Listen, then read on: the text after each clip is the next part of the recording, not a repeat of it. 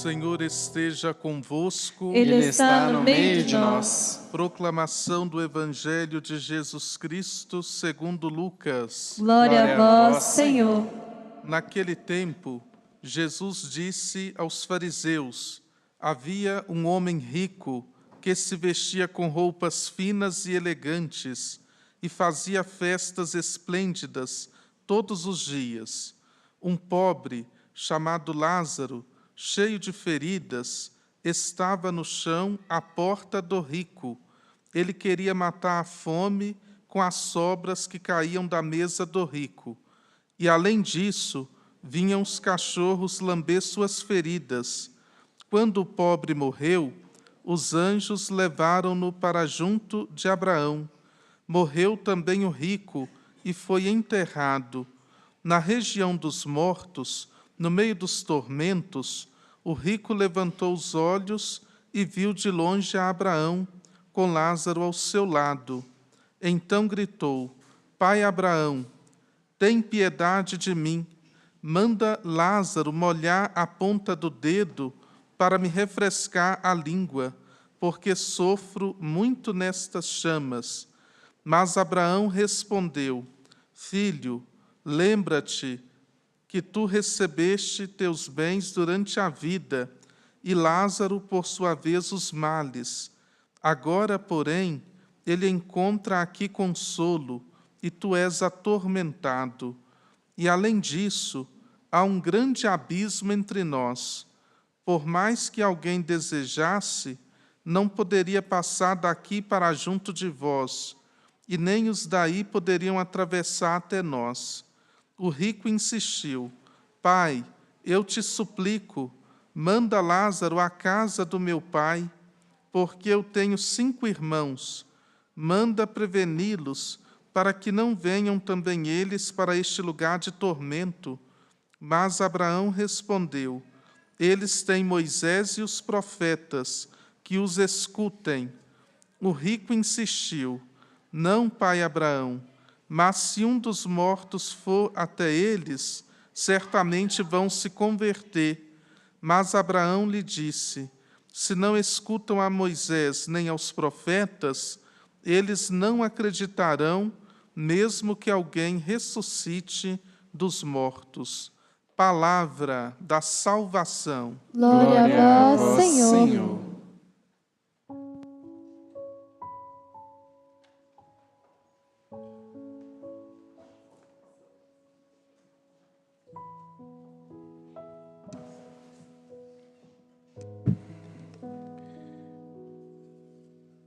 O Evangelho de Lucas dá a conhecer um Cristo absolutamente disponível a encontrar aqueles que estão nos seus avessos. É no Evangelho de Lucas que nós vemos de um modo especial a disponibilidade do coração de Cristo para anunciar o Evangelho àqueles que nós julgaríamos não merecedores da graça deste anúncio. As prostitutas, os publicanos, os cobradores de impostos, gente que nós julgaríamos que não é merecedora do anúncio do Evangelho. É por isso que este evangelista, logo no capítulo 4 do referido Evangelho, assim diz: o Cristo, na sinagoga de Nazaré, diz: o Espírito do Senhor está sobre mim. Ungiu-me para anunciar o Evangelho da graça aos pobres, anunciar o ano da graça do Senhor, de modo a conceder a vista aos cegos, conceder ânimo ao que se encontra com o espírito abatido, a conceder a libertação àqueles que se encontram presos, cativos.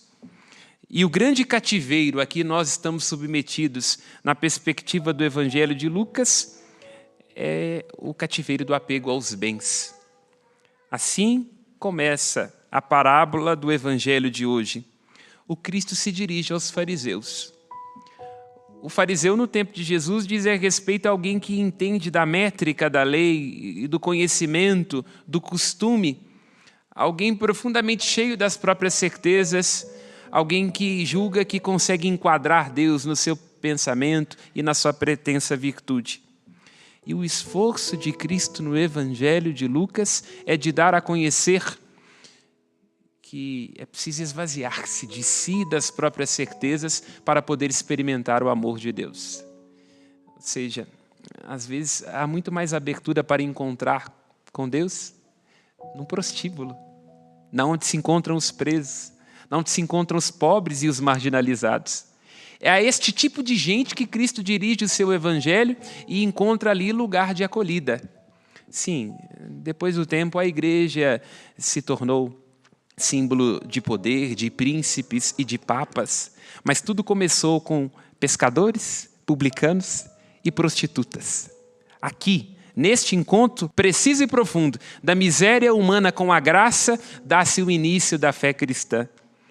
E lembremos-nos daquilo que dizia São Bernardo Claraval ao seu amigo Papa. Ele dizia, toma cuidado, lembre-se, o Papa é sucessor não de príncipes, mas de pescadores. O Evangelho de Cristo quer dar a conhecer que o encontro com Ele pede despojamento. A nossa tendência é reter, apegar, reivindicar, acumular, ambicionar, postar, e o caminho do Evangelho é outro, de um absoluto desprendimento. Para Lucas, e ele é mais radical do que os outros evangelistas, o apego não combina com o discipulado de nosso Senhor Jesus Cristo. Para Lucas é preciso despojar-se de tudo para seguir a Jesus Cristo. Para Lucas, e nós vemos aqui aquilo que diz Santa Teresa d'Ávila, não? Cada um que se dispõe a seguir a Cristo, o mínimo que tem que fazer é de dar a própria vida. O mínimo que tem que fazer é dar a própria vida. Porque nós podemos dar coisas para Deus, inclusive um despojamento exterior. Podemos dar o nosso tempo, nosso dinheiro, podemos dar a Deus nossos costumes, nossos ritos, mas nós escondemos aquilo que mais importa, é o nosso coração. Nossas misérias, aquelas das quais nós fugimos, é precisamente neste lugar que deve falar a misericórdia. O que Cristo está ajudando a perceber neste Evangelho, o que ecoa na Sagrada Liturgia de hoje, é que há pobrezas que enriquecem e há riquezas que nos tornam mendicantes. Há pobrezas que enriquecem e há riquezas que nos tornam mendicantes. A pobreza que enriquece é aquela experimentada pelo próprio Cristo, como nós cantamos no Evangelho, na antífona do Evangelho. Jesus Cristo, sendo ele rico, se fez pobre por amor, para que mediante sua pobreza, assim nós nos enriquecêssemos. Ele, sendo Deus, sendo o eterno, escolhe fazer-se homem e tocar o tempo. Ele, sendo a graça, ele, sendo o próprio Deus, escolhe nos tocar em nossas desgraças, em nossos desavenços e em nossas misérias, para nos abrir o caminho da salvação. E se essa é a pobreza, este esvaziamento que enriquece, sendo um convite a todos nós temos que nos perguntar em que medida nos nossos relacionamentos, no nosso trabalho e dentro da igreja, nós temos que tomar cuidado para não sermos amontoadores, ajuntadores, se nós estamos de fato deixando que os outros, inclusive com as suas indigências, sejam importantes dentro de nós. Ou se nós estamos no caminho reverso, que é aquele de uma busca desenfreada por aquilo que passa e decepciona e que vai nos empobrecendo. Eu gosto quando diz o Salmo 33, os ricos empobrecem, passam fome. Já conheceu alguém que é devorado pelas próprias ambições? Alguém que tem a vida tão vazia que tem que andar o tempo todo com a mão e com os bolsos cheios de dinheiro? Alguém que é sequestrado pelo apego que tem aos bens, uma chefe, um patrão que não é capaz de pagar o justo aos seus empregados, que vive sempre em função da inveja, da avareza, do lucro. Aqui está uma chance terrível de nós nos perdermos. Insere-se aqui a provocação que Paulo faz a Timóteo na segunda leitura que escutamos. Timóteo, tu que és um homem de Deus, eu, você, nós, todos somos feitos para Deus no dia do nosso batismo. O Senhor nos resgatou, nos chamou a uma esperança incorruptível. Tu que é homem de Deus, foge das coisas perversas. A perversidade existe onde nós temos uma relação adoecedora com os bens e com as coisas. É possível ser um marido perverso. Se o marido acha que a esposa existe apenas como um prolongamento do seu desejo, da sua vaidade, do seu capricho, existe ali uma relação de perversidade. É possível ser um pai e uma mãe perverso, na medida em que o pai e a mãe punem no filho as suas imperfeições e as suas frustrações, na medida em que o pai e a mãe dão para o filho coisas, inglês, MBA, viagem, isso, aquilo, mas se esquecem que a principal função de um pai e de uma mãe é partilhar ao filho a sua alma, partilhar aquilo que vem de graça.